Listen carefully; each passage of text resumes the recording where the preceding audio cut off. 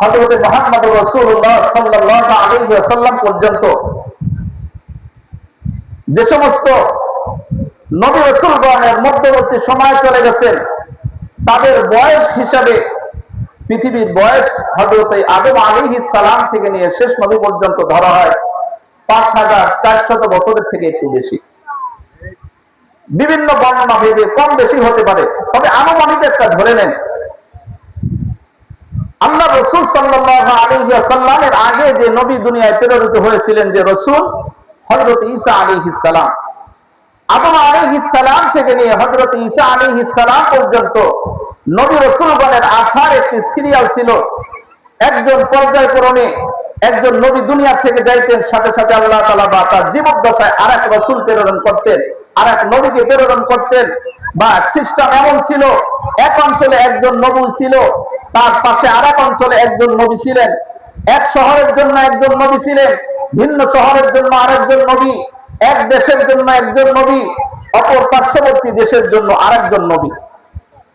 হযরত ঈসা আলাইহিস সালামকে আল্লাহ তাআলা আসমানে উঠিয়ে নেওয়ার পরে এই পৃথিবীতে এক পর্যায়ে নবী রাসূলদের ধারাবাহিকতা বন্ধ ছিল।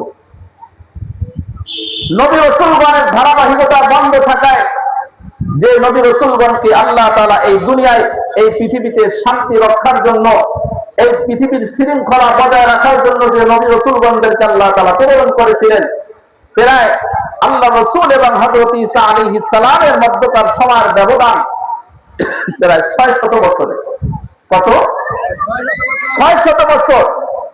এই সময়ের মধ্যে দুনিয়াতে কোন নবী রাসূল না থাকায় মানুষের অবস্থা এমন হয়ে গিয়েছিল, ওই সময় যুগের মানুষ ভালো কি জিনিস এটা তারা বুঝতো না। তারা তাদের উপার্জনের জন্য চুরি ডাকাতি এটা তারা নির্ধারণ করে নিয়েছিল। চুরি ডাকাতি করে যে যত গৌরব অর্জন করতে পারত, সমাজের মধ্যে তাকে বেশি মর্যাদা দেওয়া হইতো। যে খুব কৌশলগত ভাবে ডাকাতি করে, চুরি করে যে যত মর্যাদা অবলম্বন করতে পারত, এইভাবে ওই যুগে এই ধরনের বিভিন্ন মঞ্চ, বিভিন্ন মজলিসের আয়োজন করে তাদের গুণকীর্তন দেওয়া হইতো এবং তাদেরকে বাহবা দেওয়া হইতো, তাদেরকে ধন্যবাদ দেওয়া হইতো, তাদেরকে স্বাগত জানানো হইতো। কিসের জন্য? চুরি করার কারণে। তাদের অভ্যাস ছিল, তারা ছিল জুয়ায় ব্যস্ত। জুয়া ছিল তাদের একেবারে ভাত মাছের মতো। তাদের জুয়ায় এমন ভাবে তারা সংশ্লিষ্ট, জুয়ার সাথে তারা হয়েছিল যে জুয়া ছাড়া তারা কোনো কিছু বুঝতো না। এমনকি হালাল জিনিসকে জুয়ার মাধ্যমে তারা হারাম বানিয়ে তারপরে তারা ভক্ষণ করত। একটা উট জবাই করত, উট জবাই করার পরে থলির মধ্যে 10টা তীর রেখে দিত। কিছু তীরে নাম লেখা থাকতো, আর কিছু তীরে নাম ছাড়া থাকতো। কোন তীরে অংশ লেখা থাকতো 3 ভাগ, কোনটায় 2 ভাগ, কোনটায় 1 ভাগ। এইভাবে এক একজনের নাম উঠানো হইতো। যার নামে 2 অংশ পাইতো সে 2 অংশ নিয়ে যেত, যার নামে 1 অংশ বাড়তো সে 1 অংশ নিয়ে যেত, যার নামে খালি বাড়তো সে খালি হাতে ফিরে যেত।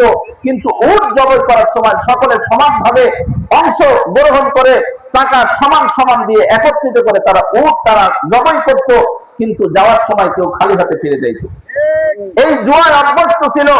আল্লাহ রাসূলের জন্মলগ্নে আরবের অবস্থা এমন করুণ পরিণতি হয়েছিল।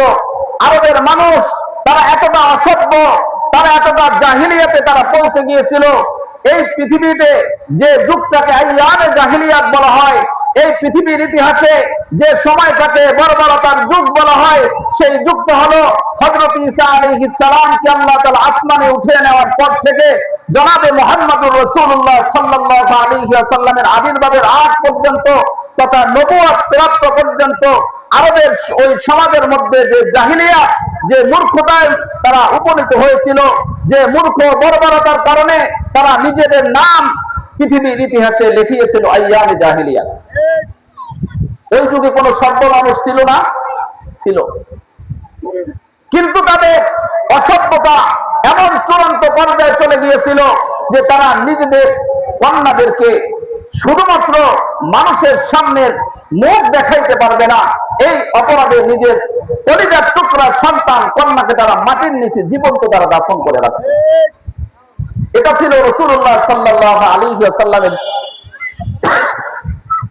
আবির্ভাবের সময় অবস্থা আরবের, যে সময় মানুষ সুদ ছাড়া আর কোনো কিছু বুঝতো না, আজকে যেমন সমাজের মধ্যে ঠিক ওই আইয়ামে জাহিলিয়াতের মানুষের মধ্যে যে সমস্ত দুশ্চরিত্রের কারণে, যে সমস্ত অন্যায় অপরাধের কারণে তারা বর্বর আর তারা মূর্খ জাতিতে তারা পরিণত হয়েছিল, আজকে সেই সভ্য জাতি তারা ওর থেকে হাজার অন্যায় অপরাধ করে তার থেকে দ্বিগুণ হাজার গুণ মূর্খতায় তারা পরিণত হয়েছে।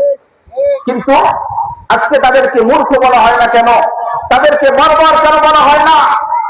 তাদের যুগে সুদের ব্যবস্থা ছিল, সুদের পরিচালন ছিল, ঘরে ঘরে সুদ ছিল। এই সমাজে ঘরে ঘরে সুদ আছে কি নাই?